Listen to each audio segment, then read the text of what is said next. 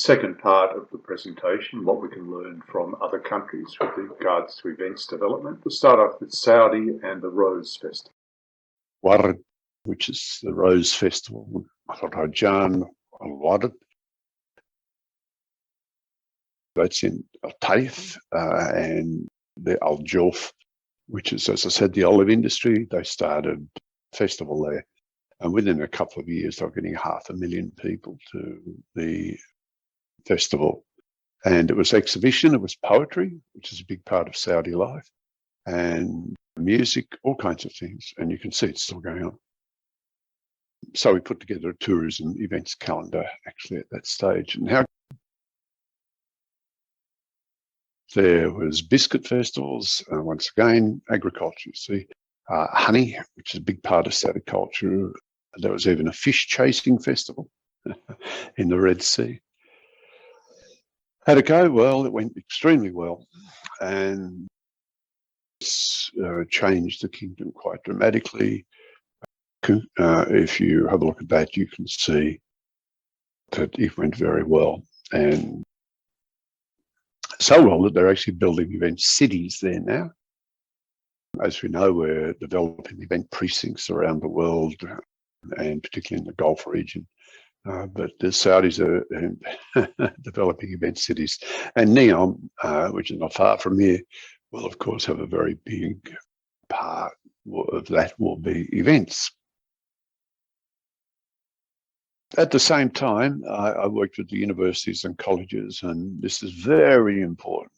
It's just like engineering or accountancy or anything like that. You just don't have events. It's not enough. You've got to train people in it. It's a good idea to have college courses in it, and of course to have manuals, which is what we did. So what are the lessons for all of this for a developing economy? Basically, a government has to lead this with an event strategy, which enables events to be developed. Okay, that's important. And you need to be able to also assess bids, because once the economy starts developing, everyone wants to be part of it, and every event will come in and want to be part of it. And basically, a lot of them will just take money away from the country. So you want to have a legacy from every event that comes in. The big thing is actually having competency training, professional certification. Now, when you start having a lot of events, you've really got to think about getting new events, small new events started, not just bringing in the big ones. As I said, the big ones can walk all over the money. You want things that start from the people.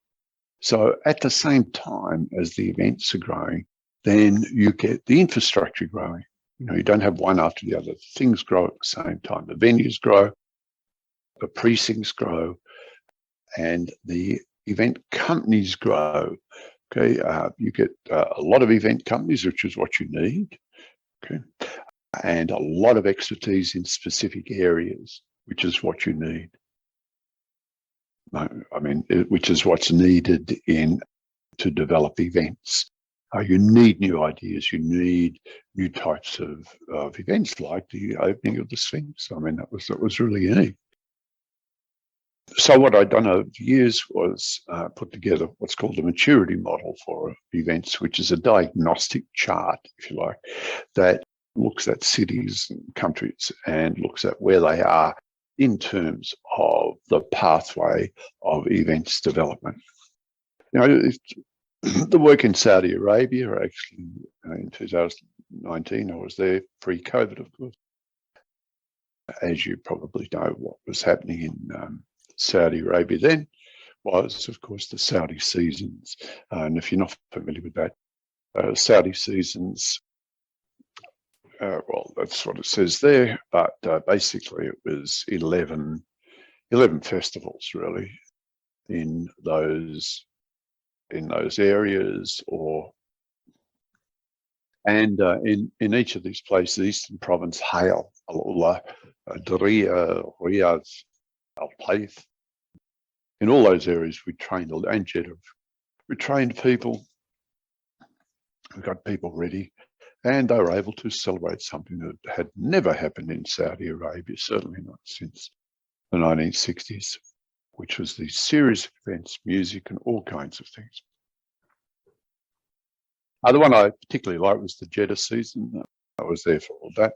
And what was great about that was they really successfully used certification, the college students, as people and as volunteers. They did it extremely well. And this is one of their events, which is sort of illustrative, because when you have a look at it, this is the first public boxing match, broadcast boxing match in Saudi Arabia, the first one. And this is the venue. And what's interesting is the audience is all mixed, right? It's mostly young people, male and female, all sitting together. A lot of the staff are uncovered, as you can see down the front here. There was security, a lot of security. There was a lot of student volunteers helping with ushering and various other things, as well as showing people to where the buses. And so they were able to use these events as a way to benefit their country, to have a real legacy, which is the training aspect of it. And those students will go on to possibly start event companies. So they're the lessons that I've learned from those three places. I hope that's been of interest to you. If you want more information, you can get it from books coming out in a couple of weeks, called Events Feasibility in Australia. It's a second edition, and it has that whole maturity